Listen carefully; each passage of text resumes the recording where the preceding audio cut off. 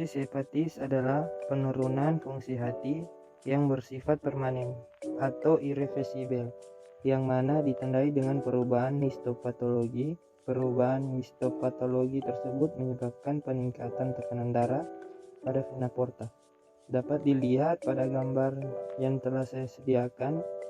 Di sisi kiri ada hati yang normal dan di sisi kanan terdapat hati yang terjangkit sirosis hepatis.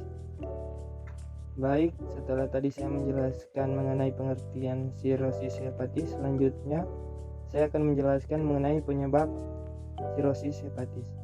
Penyebab yang pertama adalah virus. Virus yang dimaksud di sini adalah virus hepatitis B maupun hepatitis C. Apabila virus tersebut menginfeksi organ hati, maka akan terjadi hepatitis kronis dan menyebabkan sirosis hati. Selain virus, terdapat juga alkohol. Nah, konsumsi alkohol yang tinggi dapat menyebabkan luka pada sel-sel hati. Serta alkohol juga dapat menyebabkan hati menjadi berlemak sederhana hingga rumit. Biasa disebut dengan steatosis. Ada juga hal-hal yang lain atau termasuk dengan senyawa senebiotik. Segala sesuatu yang menyebabkan peradangan atau kerusakan pada sel hati akan menyebabkan luka yang serius, sehingga menyebabkan hati dengan penyakit kronis. Luka tersebut tidak dapat kembali normal atau bersifat irreversibel, sehingga hati menjadi fibrotik atau hati menjadi tebal dan dipenuhi oleh jaringan parut. Maka akan menjadi sirosis hati atau kerasukan hati pada stadium akhir. Baik, setelah saya menjelaskan mengenai penyebab sirosis hepatis, di sini saya akan menjelaskan mengenai tanda dan gejala terjadinya sirosis hepatis. Tanda dan gejala yang pertama adanya ikterus atau penyakit kuning. Pada penderita sirosis hepatis, hal tersebut terjadi karena hati tidak dapat menyerap bilirubin karena terjadinya kerusakan sel hati. Lalu, bilirubin yang tidak terserap tersebut akan mengalir ke dalam darah dan masuk ke dalam jaringan tubuh, sehingga menyebabkan sklera dan kulit menjadi kuning. Seperti pada gambar yang sudah saya tampilkan. Gejala yang kedua adalah timbulnya asitas dan edema.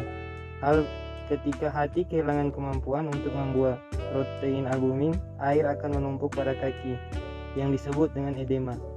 Seperti pada gambar, serta air akan menumpuk pada perut yang disebut asites. Seperti pada gambar. Tanda dan gejala berikutnya adalah pembesaran hati atau disebut dengan hepatomegali. Pembesaran hati dapat terjadi dan mendesak ke arah diafragma sehingga menimbulkan nyeri tekan pada daerah tersebut. Dan yang terakhir terdapat hipertensi portal. Hipertensi portal dapat terjadi karena peningkatan resistensi terhadap aliran darah melalui hati. Selanjutnya saya akan menjelaskan tentang patofisiologi sirosis hepatis.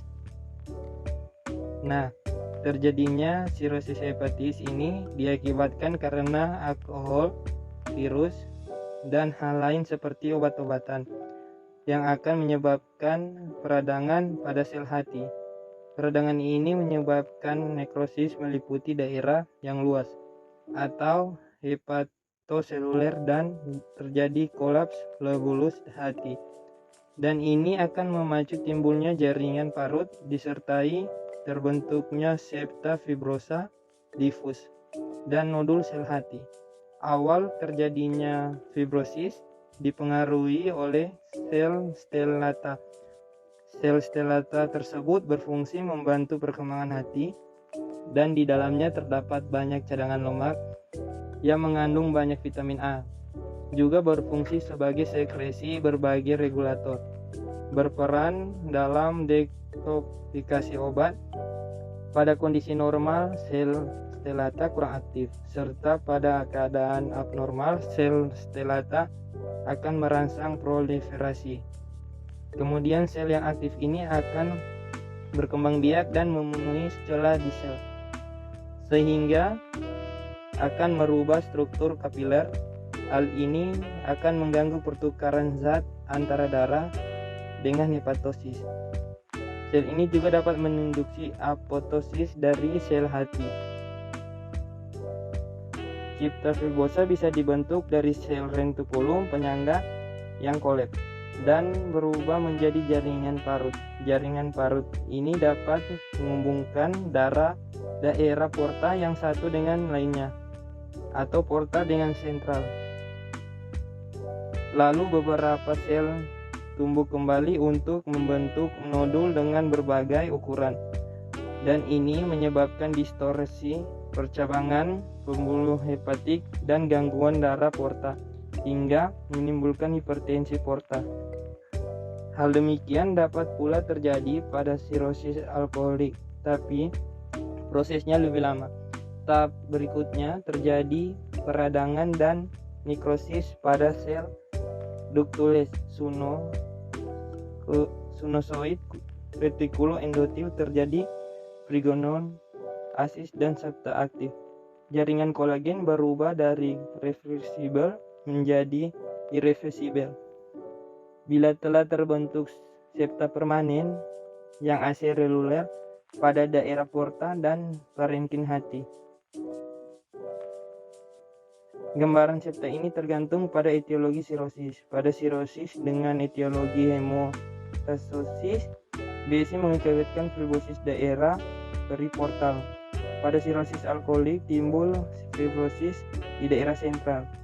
Sel limfosit T dan makrofag menghasilkan limfokin dan monokin, mungkin sebagai mediator timbulnya fibrinogen. Mediator ini tidak memerlukan peradangan dan nekrosis aktif. Septal aktif berasal dari daerah porta, menyebar ke parenkim hati.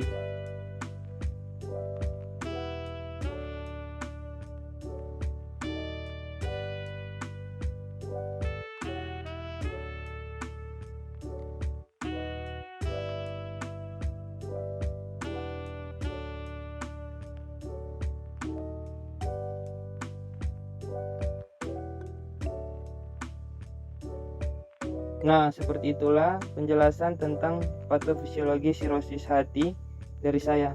Kurang dan lebihnya saya mohon maaf. Terima kasih telah menyaksikan video ini.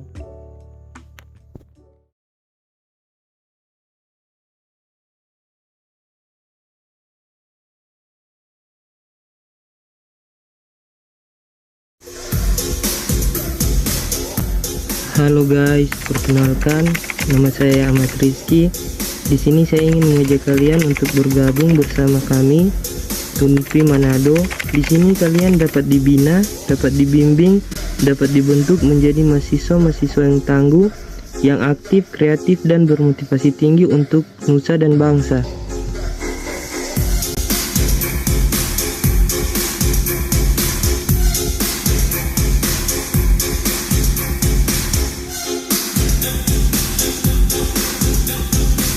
Untuk itu, bagi kalian yang masih bingung, mari bergabung dengan kami di Unpi Manado. Terima kasih, sekian video dari saya. Pakai Unpi, we care, we cure, the report.